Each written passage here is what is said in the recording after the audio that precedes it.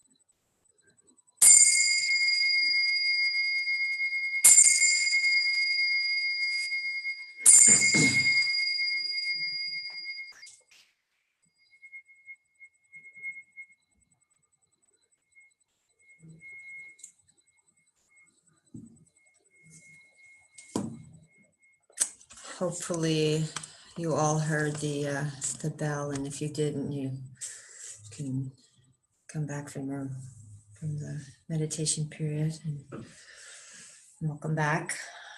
Again, welcome to Buddhist Recovery Academy. And as you probably know, the topic is letting go of the second arrow. And the second arrow is something that we hear a lot about in Dharma talks in Buddhist circles. And a few months ago, I said I went into the sutta to really get into it and see what they're talking about. And it's such a pertinent, applicable sutta to recovery. It basically is the root of our suffering, and not just addicts, alcoholics, people in recovery, but the root of most people's suffering, I would say. And the Buddha seemed to agree with that. And basically, it's bottom line, it's about how we relate to our feelings and experiences, and what do we do when we encounter something that leads to pain, or even just dissatisfaction, something that's unpleasant. How do we handle that? What do we do?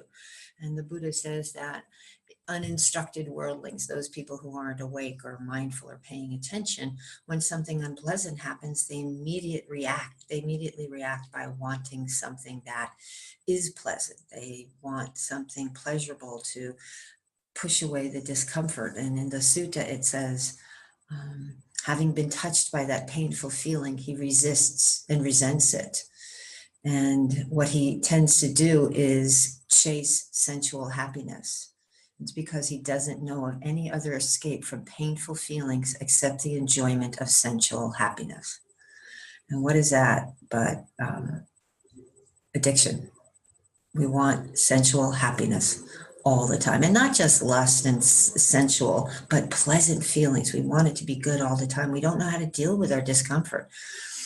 He does not know, according to facts, the arising and ending of these feelings. All he knows is the lust for pleasant feelings, which I think is obsession. We get this obsession for good, whatever our definition of good is, whatever our definition of pleasant is. And that's what causes the second arrow, this chasing of pleasure. The first arrow is unpleasant experiences, pain, is the reality of life. It's sadness, it's grief, it's humanity, it's the human condition. There is suffering. There's birth, there's death, there's loss, impermanence. Everything we love and have will be taken from us. So the Buddha says it's going to hurt. It's going to hurt. And our denial of that, our ignorance of that, our fist fight with reality is where we suffer. It's that inability to be with what is, and our chasing pleasant is painful. That's the second arrow. And it's investigating the second arrow. We each of us are different individuals, but we deal with this pain a different way.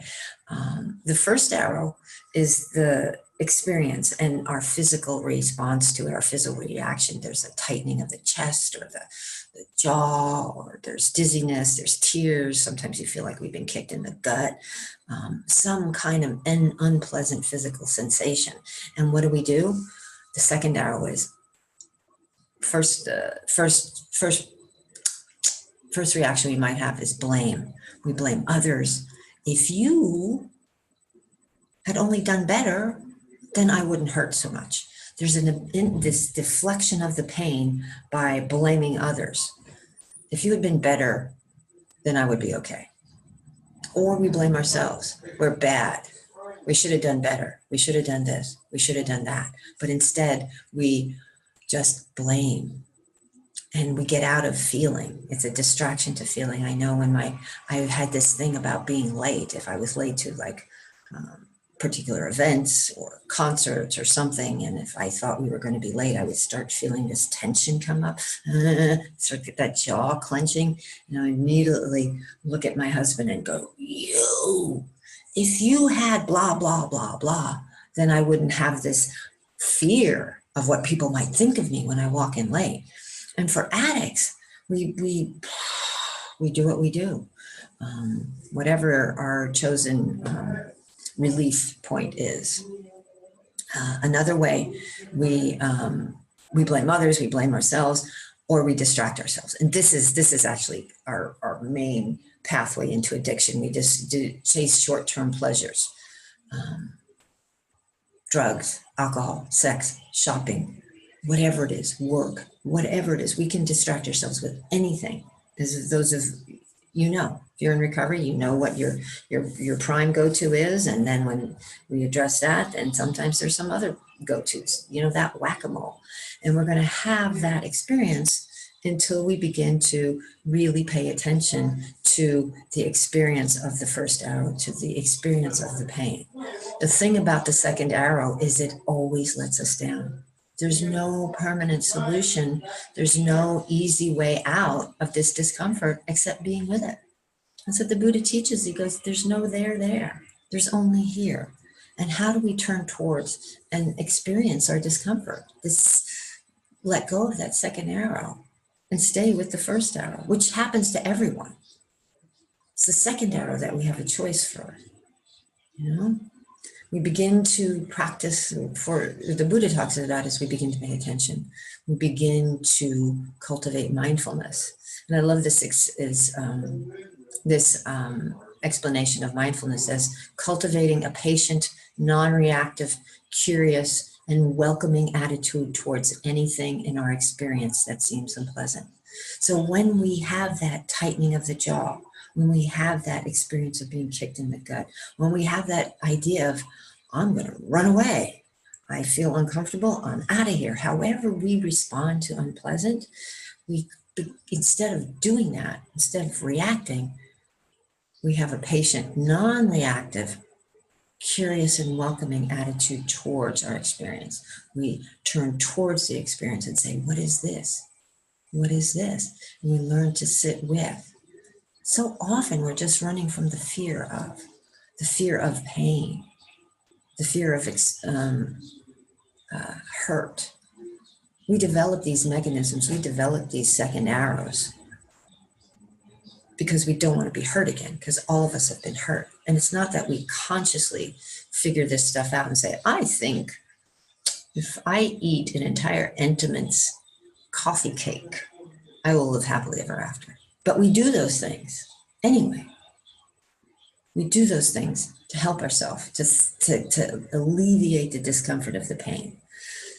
Instead, we investigate the experience of the first arrow. What does it feel like to be dumped or yelled at or wrong? What does it feel like? Instead of running off into papancha, I love that word, that proliferation of thought, we sit with. We begin to investigate our storyline. What's our storyline about this? You know, what does it feel like in our body? You know, how can we hold it? Can we stay with it and stay out of the mind, stay out of the story, and stay with the experience? But the Buddha says, you know, when someone is instructed in these teachings and awake and not wrapped up in ignorance, we sense the first arrow, but we have no tentacles. We're not attached to it. We don't stick our claws in and hold on to it. We're able to let go and hold it, recognizing that it's just part of how we are. It's just part of life. It's just the way of the world. It's how everyone experiences the world. It's the human condition. I remember when I first was diagnosed with the human condition, I was so angry. I did not want that to be my diagnosis. I wanted to be happy all the time. I wanted to be good all the time. I wanted to do whatever I could do to make it good all the time. And it was either your fault or it was my fault. It wasn't working out. And these teachings, this Buddhist practice, this mindfulness, this Buddhist recovery said, sit with the pain. Those fixes you found don't work. It just intensifies the suffering.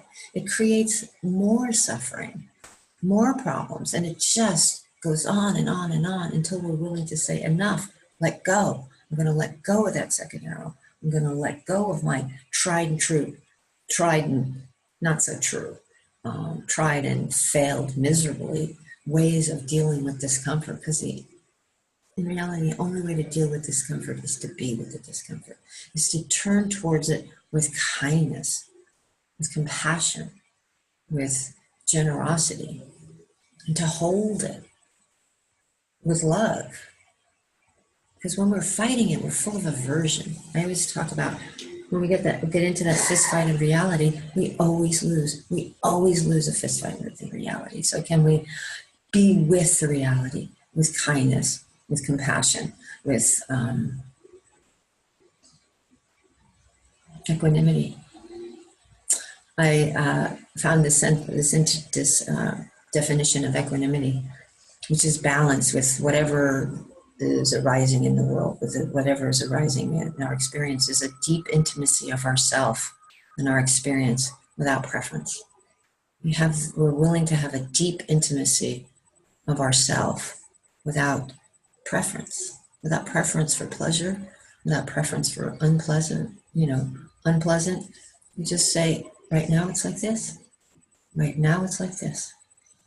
So that might be, I see it's a little over 10 minutes, but by my clock, it's 23 after the hour, and I'd be happy to see if there are any questions about this. If not, I can go on and on and on. But are there any questions about the second arrow or these teachings? I think you can type in.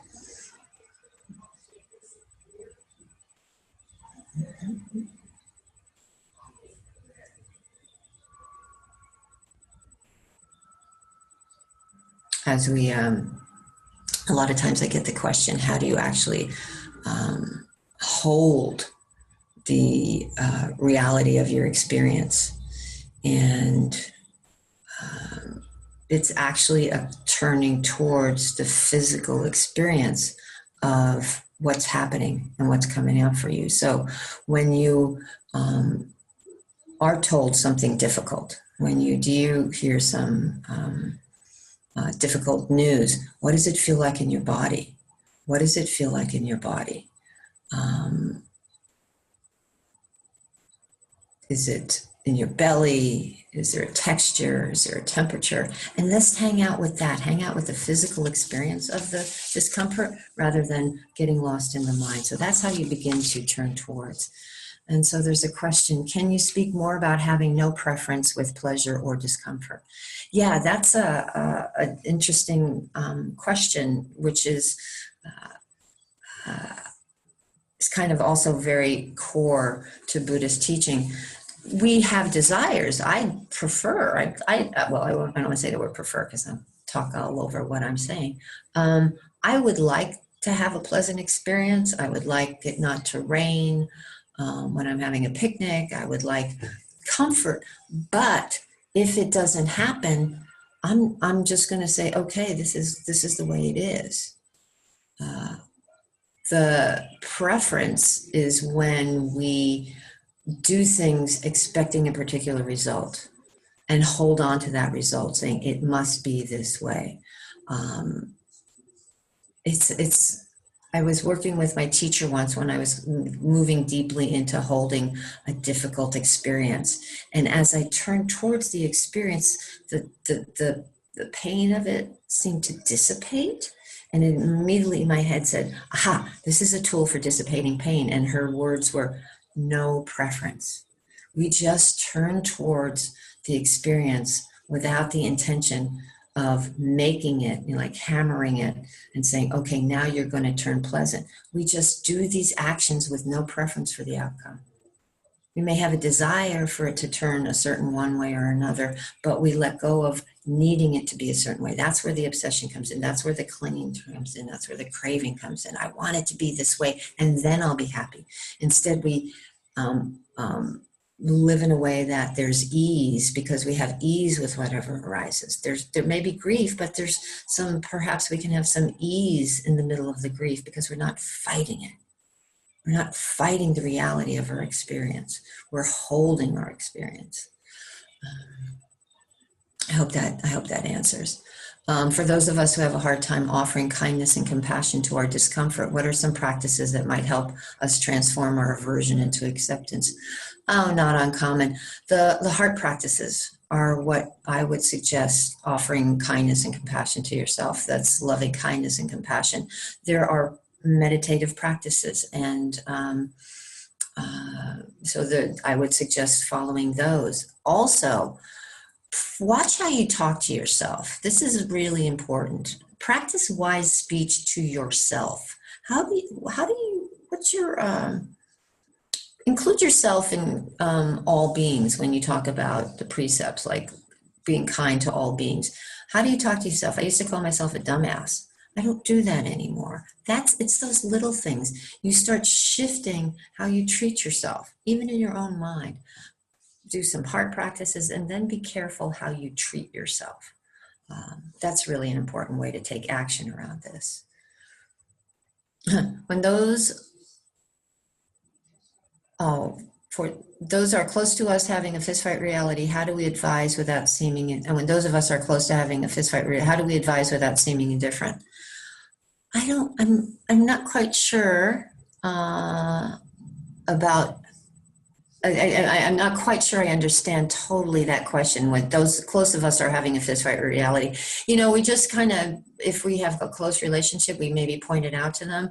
And then that practice of equanimity, recognizing that other people's happiness are dependent on their actions, not on our wishes for them. We have to recognize that people are heirs to their own karma, and they have to do what they have to do. They're going to listen to us.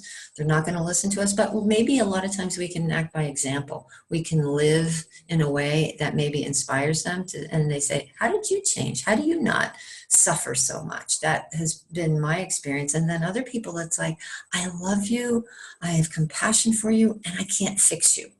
We cannot fix anyone. And I think that's an important recognition, and the equanimity practice is really helpful around that. Robin, how are we doing on time? There's another question here I'm happy to answer. Yeah, let's take the time for the next question. That'd be great. Thanks. Okay, I'm fine with that. I'm having a hell of a hard time accepting this human experience. I fight it all the time. I can't help but cry, and it hurts my heart when my therapist keeps telling me about this human experience. I feel kind of in shock about it. I have so much trauma and have been through so much and have so much trouble being with anything. How does one let go of wanting to change it? We talk about it all the time, but I still don't know how to stop fighting it. I'm so sorry. I'm really sorry for that. This can't be a pleasant place to be. You know, what comes up for me around that is just try not to swallow it all in one bite. Just what I had to do is recognize that this human experience is huge, but what is one place I can soften? Can I just soften in one place? Where am I hurting the most? Where am I suffering the most? Can I just be in that place? I love, you know, there's so many places we can choose to work, but what's causing us the most pain? Can I just be with that? I don't have to change everything. Can I just work on this one thing? And I don't have to achieve anything. There's no achievement on this. It's just a trust that if we do this, there might be some easing without a preference. But how do we find ease in the midst of this human condition? You know, the human condition is, it just is. My experience is. And maybe you can bring some compassion to your hurting heart. I think that's also a place to start as I'm just kind of scanning your question again. I don't know how much time you have in recovery or how much practice you have, but for me, it's gotten better with the practice. It's not that the circumstances of my life have changed. My ability to be with them has changed when I've been able to ease. And I didn't do it all at once. It's just, what is killing me right now? What is killing me right now? And that's what I'm going to look at.